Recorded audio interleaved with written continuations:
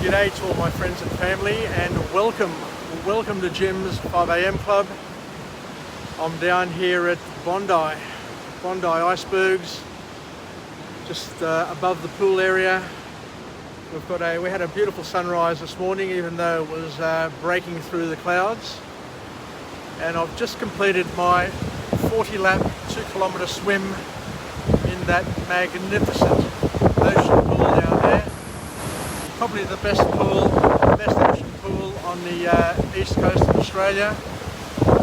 It's hard to tell. I'm always torn between Bondi icebergs and rocky baths, but in terms of a 50-metre pool, this one here is absolutely superb.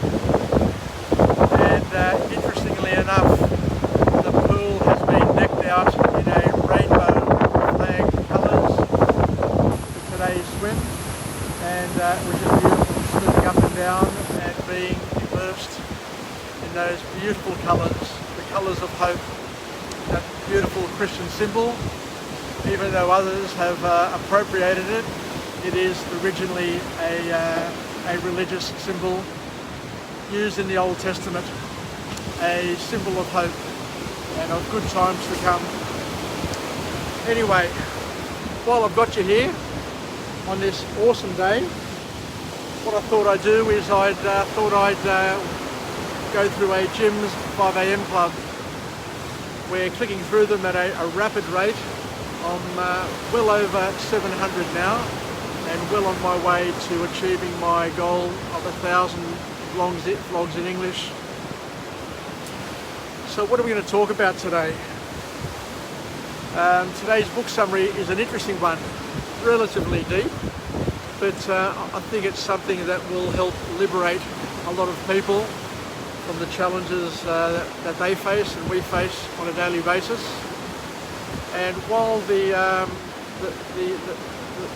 heading of this book is pretty deep, I'm sure the messages are quite liberating, as I said before, and useful. The book is by the author Robin Sharma, who has written a lot of interesting books, and it's entitled "Who Will Cry When You Die?" So he kicks off the book there with a quote suggesting that life keeps on moving at a fast pace, and that fast pace, as you get older, quickens every day. It gets faster, and we slowly, surely, but at an increasing pace, approach the end of our lives. And as we get closer to the end, the rate of change becomes exponential. So we get quicker and quicker as we get towards the end of a person's life. But the author has a call to action that we need to reconnect with our purpose and make sure that we're living the life that we're meant to live whilst we've got the opportunity to live it.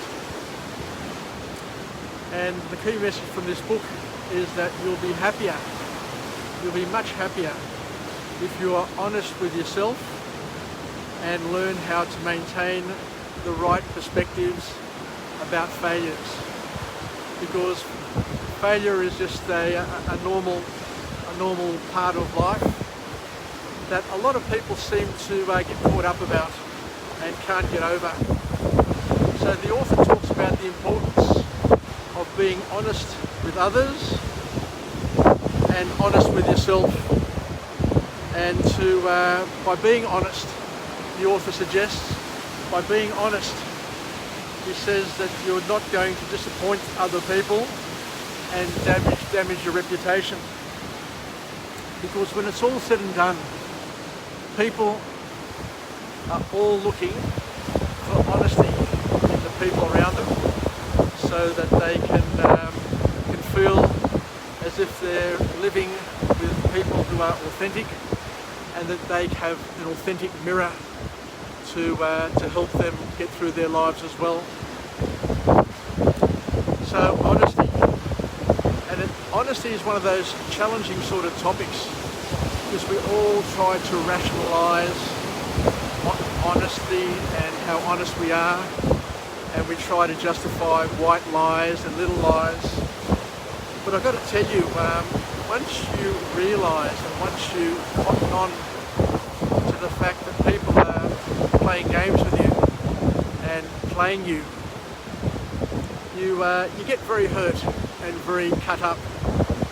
And I remember years ago, friends of mine and relatives of mine would shape the stories that they tell you, would keep things from you, and of course you'd find out at a later time, and then you'd realise that they'd been dishonest with you by not giving you the respect of telling you the truth in terms of what is happening, and thinking that it's okay just to not be honest, and that it won't be of significance.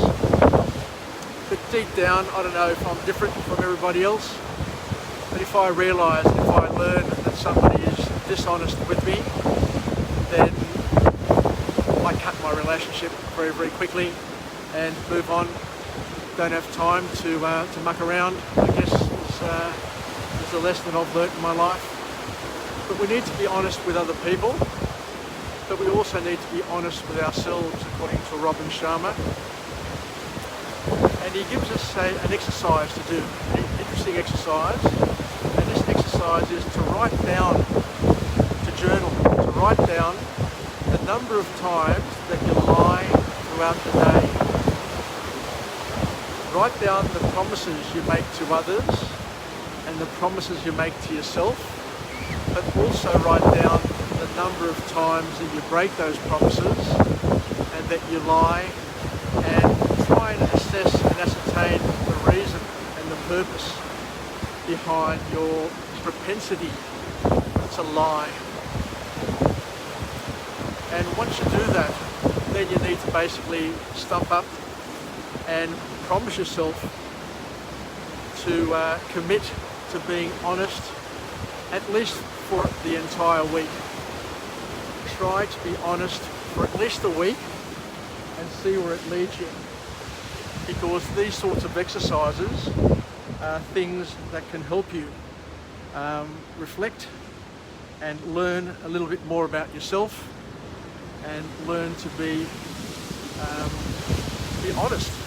I guess the bottom line is learning the trick in terms of what we can do to become more honest with ourselves and with the people around us. But of course, this exercise, according to the author, is hard to follow through with, because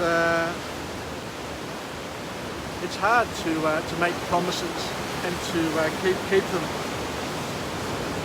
especially the promises you make to yourself, because those promises are promises that nobody else knows, unless of course you tell other people. But most promises that you make to yourself are the sort of promises that are secret promises that nobody else knows about, and yet they're the easiest promises to give up on and to break, because you've got nobody keeping you honest other than yourself and your own will.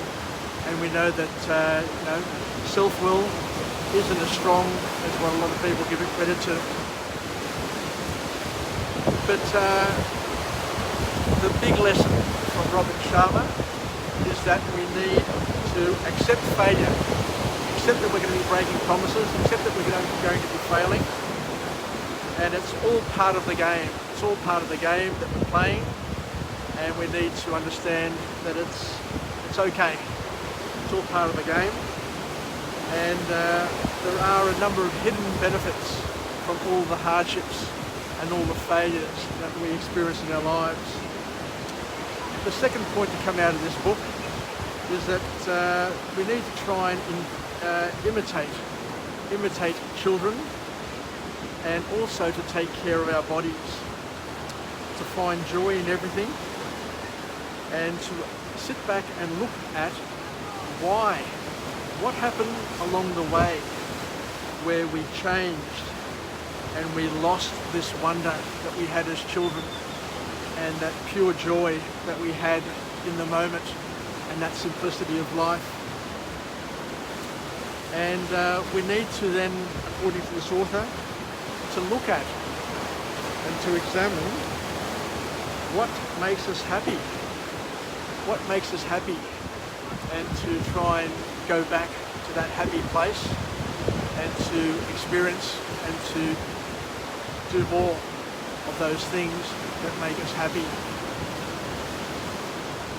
Because as adults, we waste so much time hating things, we waste so much time hating ourselves, we waste so much time and energy living in drudgery. How many people do you know that you chat to on a daily basis or see their posts on Facebook and are just concerned at their lack of joy and the fact that everything they look at is a form of drudgery and a form of pain, suffering and unhappiness. So the big key, according to this author, is that we need to get moving again. We need to become active and don't let our bodies atrophy and to waste away, and not to let our minds, our spirits, our relationships and everything that we have around us become boring and fall away. Because according to the author, it's starting to rain here, so I'm just going to move to get out of this rain. So bear with me, stay with me. The author says that you can add 3 hours to your life. You can add 3 hours to your life for every 1 hour of exercise that you partake in. What a return on investment that is. Let me just get out of this rain for the time being. What an awesome return on investment that is. 3 hours of exercise on a daily basis can add potentially 1 extra hour to your life. I like that formula. I like those odds. So I've just come down here to the balcony. Whoa, and it's just starting to pour now. It is starting to hammer down. So let's continue with Jim's 5 a.m. club from this sheltered location. And to kick off one more point from this wonderful book. So as the author says, the key, the last key is that you need to like you more. They're still swimming out there in the pool. I would have liked to have been out there just to complete my swim. But the goal is to like you more and to focus on what you contribute rather than what you hate and what is wrong in the world. Because complaining is draining, according to Robin. Complainers are drainers. So, and if you're complaining, you're draining yourself. Not only are you draining yourself, you're also draining others around you as well. So the call to action from Robin Sharma is to stop complaining and to do something to contribute to the solution, as opposed to contributing to the problems that you have and the problems around you. The last few points are to live with purpose and to live with happiness. Focus on positive differences that you can make and have a positive ripple effect wherever you can.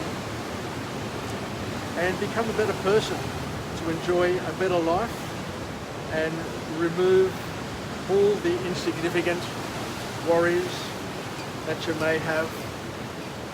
Anyway, I think I'll finish off there on this rainy day. It's turned, it's rainy, it's a rainy Sunday.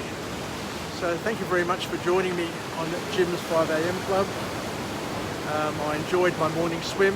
I enjoyed my opportunity to chat with you, to share another book summary. So let's finish off with a positive affirmation. I'm I'm alive, I am well, and I feel absolutely great. To my friends and family, stay connected, stay relevant, stay reasonable, and most importantly, let's take some lessons out of Robin Sharma's book. And let's not worry, let's not think about who's going to cry when we die, so that we can enjoy our lives while we have it, and to make the most of each and every opportunity. Make every day your heyday, and let's get together on a regular basis so we can live, learn and pass it on, and to go through as many book summaries as we can, and to make the most of the summers that we have, because we don't know how many summers we have left, and if it's all about waiting for the sun to come out, then we're going to be disappointed, because this summer here in Sydney 2021 has been mainly overcast. It's been mainly wet, but it hasn't stopped me from getting up early, staying up late and making the most of every day and every opportunity, which I encourage you to do as well.